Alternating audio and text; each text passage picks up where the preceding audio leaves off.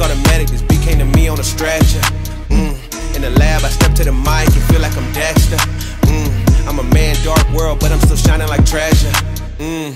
Yeah, I got joy like ha ha ha. Wait, and I can't wear smiles, that's fake. Then I'm between love and strong. Hate clock says no time for mistakes. Ring the alarm, sirens go off, but I'm calm. My life resides in his palm. Submit to my pops, respect for my mom. Honoring both, so my life will be long. Third time, hit the charm of the third strike. Had to. What's going on, drivers? Welcome to Trucking with Ole Snapper, and I'm your host. I'm Ole Snapper. If you're new to the channel, please like, subscribe, comment, all that good stuff that the YouTubers like to say. It helps us out. Even if you comment something crazy, throw a comment down there. Say what's up. Say what's up, Snapper.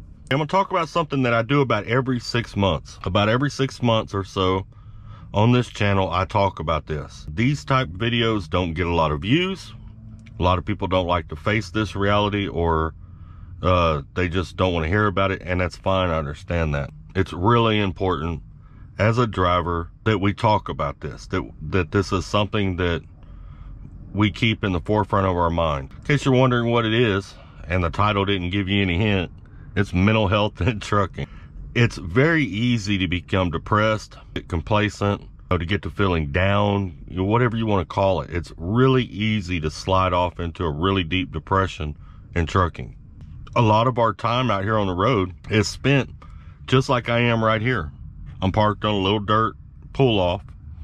I'm not delivering at that warehouse. I'll be delivering about 4 miles from here, 5:30 in the morning. There's no one around. There's a couple trucks parked back behind me that are pulled off on here too, but nobody, there's no interaction. There's no social interaction. There's nobody to talk to. You call home, you talk to your kids, you talk to whatever, you got that. But as far as in-person communication, back and forth, there is none. It's just you. It's you and your thoughts. Well, a bad thing about when it's just a human being and their thoughts, a lot of times it's going to be negative. It's going to be, things that they probably shouldn't be thinking about, things that probably don't matter. So that's generally where most people will go during those moments. And to be honest, most of our day are those moments. It's like tomorrow, I'll deliver in the morning. I'll run over to Mesa, Arizona, which is about an hour from here. I'll pick up a load, and then I'll be headed to Dallas, which is a day and a half, 2 days if you take your time out to Dallas. All those hours of driving across the desert, across New Mexico, West Texas, you got nothing to look at. You're just going to be sitting there thinking, right? You're thinking about what he said, what she said, what happened 20 years ago, what happened last week, and it's real easy to get in a slump. It's real easy to get your mind in the wrong place where it shouldn't be.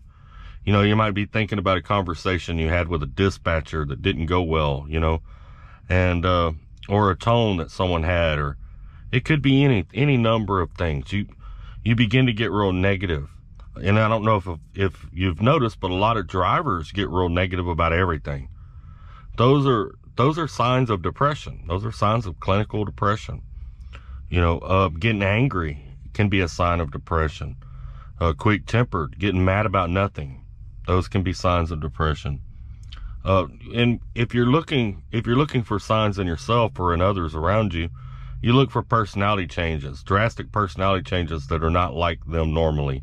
Not keeping their truck clean, not taking a shower, not making their bed. Those can all be signs of depression.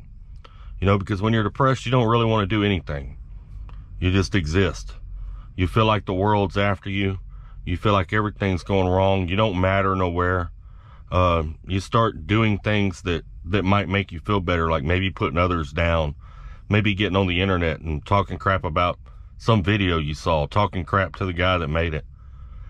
Those are all signs of someone that's having issues mentally, because people will do things like that to make themselves feel better, make themselves feel smart, make themselves, they'll use another human being as a stepping stone.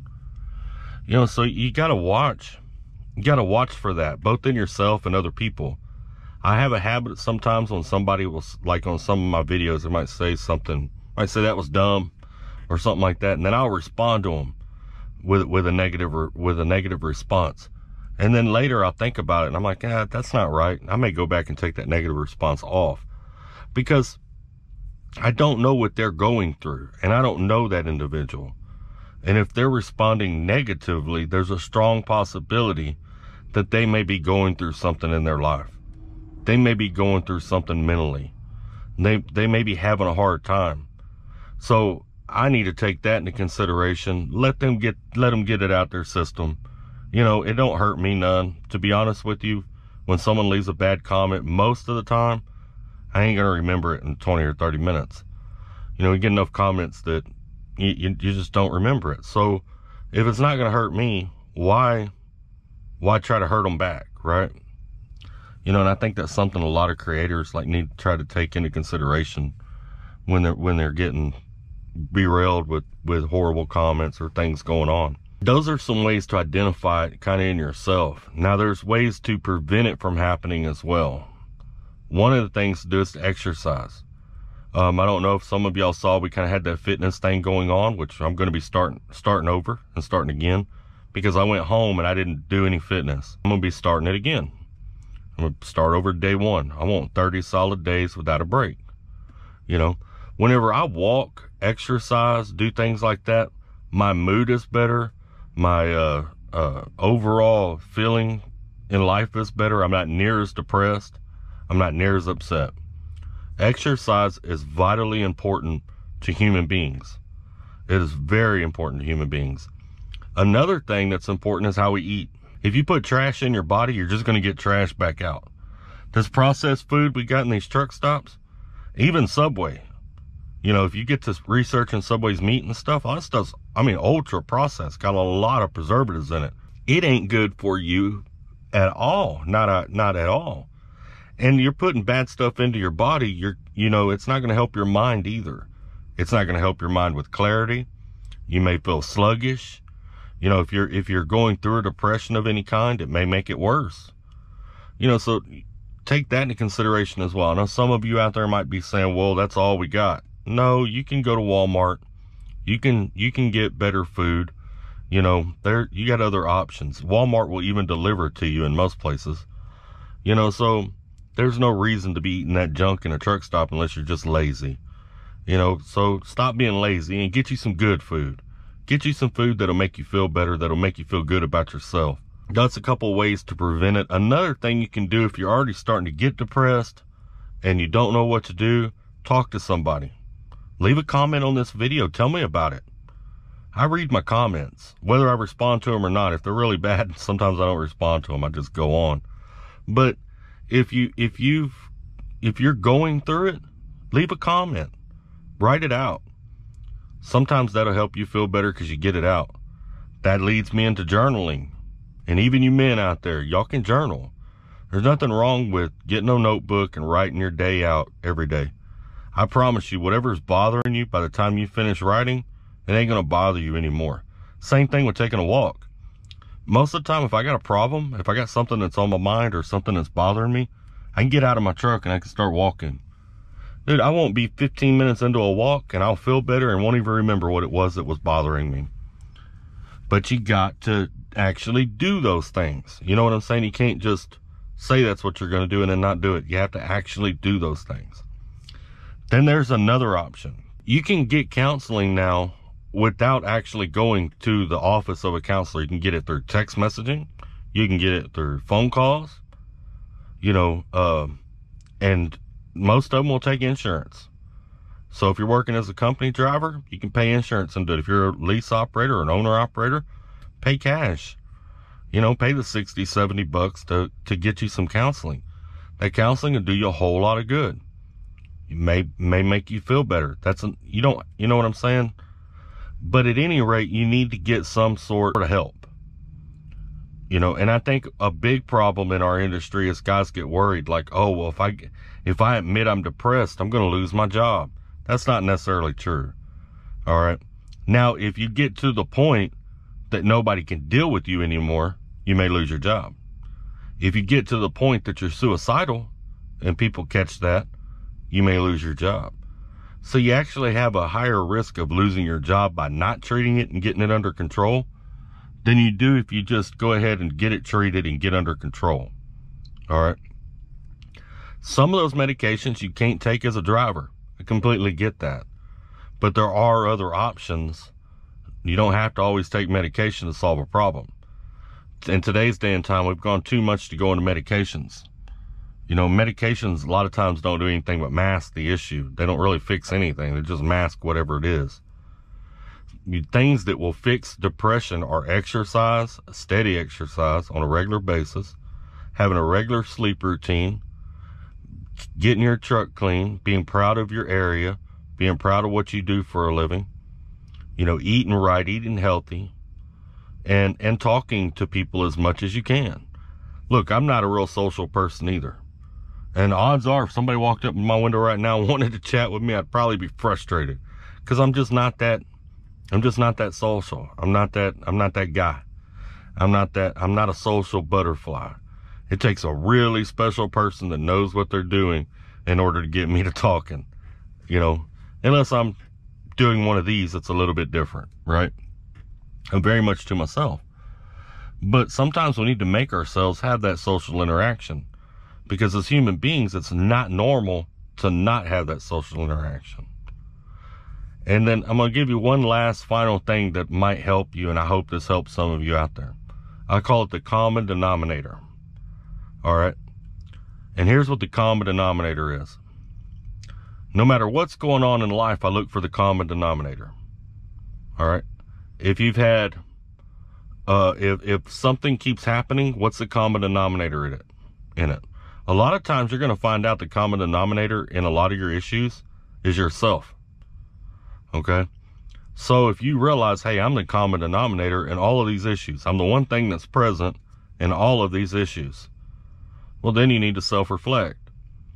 And that's where counseling comes in, journaling, gratitude journal. Gratitude journals are freaking awesome. You want to change your whole life? Start doing a gratitude journal. You will absolutely change your entire life.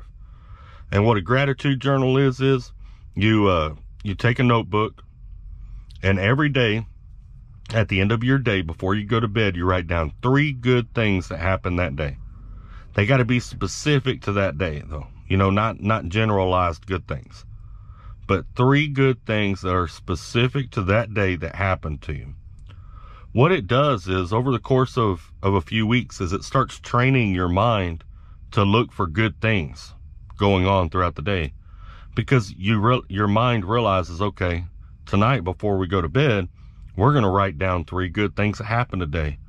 So I need to start doing this. What that does for you is you begin to not look at negative so much.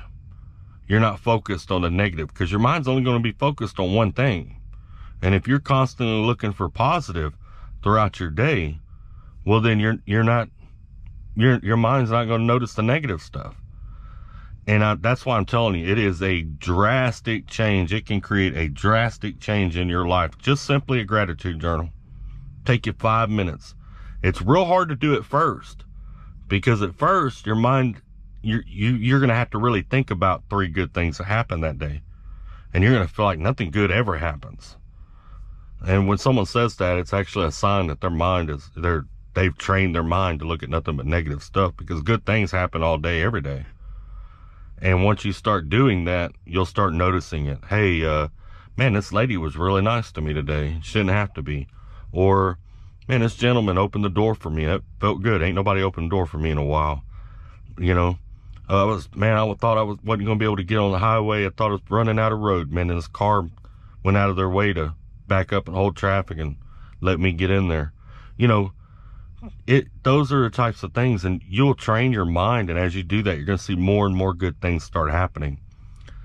Because whatever you put out in this world is what you get back. Life is like a boomerang. You put positive out, you're going to get positive back. If you put negative out, you're going to get negative back. It's just the way life is. So that's why gratitude journals are life-changing. And you can go and read about them. There's a lot of very famous people out there that use gratitude journals in their everyday life. And they talk about the great effects of gratitude journals on their daily life. You know, but Anyway, I'm not going to hold y'all up on here forever. I'm already getting long enough here. I hope that this helps somebody out there. You know, I've got other videos where I talk about depression and trucking, where I talk, you know, you might be able to go back to some of them videos, maybe go down through the comments. You might find somebody you can talk to in there that'll help you also. But here's the most important thing, drivers. I don't care who you are out there. You're important to somebody. Somebody loves you. Somebody's waiting on you to come home. And somebody misses you, whether you realize it or not. I'll also tell you something else that a lot of people don't realize. Somebody looks up to you. Whether you realize it or not, there's somebody out there that's looking up to you right now. All right? So you do have reasons to live. You do have reasons to better yourself. And you do have reasons to get yourself out of that slump if you're in that slump. All right? Now, as y'all know, my email, my contact information is generally in the description of most of my videos. And I'll make sure to put it in these videos. If you're feeling suicidal or something like that, I know I don't personally know you, but you reach out to me and I'm going to find you some help. I'm going to find you a way. Even if I just got to listen to you. I'd much rather listen to you than you kill yourself. I know 2 drivers that have committed suicide in the time I've been out here that both killed themselves in their trucks. I don't want to see that happen no more. You are important. Y'all take care. Stay safe. Remember, we are all family out here, even if we are dysfunctional as hell. And let's keep trucking. That's just how it go. I got some secrets, I'm shaking the game so they stay on their toes. Stay in your lane, how to stay on the go. I came to play with the pros and act like a rookie, so they overlook me. Then I double up again, none of their nose. None of them cold, they just got lucky but never adapted. So I'm to the one if it's coming to blows. My enemies cutting it close. I let them think that they got me, but what do you know? I had them beat before we ever spoke. I'm ready for smoke. I need to know everything, who and the what and the where. I need everything. Trust me, I hear what you're saying, but act like it's new what you're telling me. I'm curious.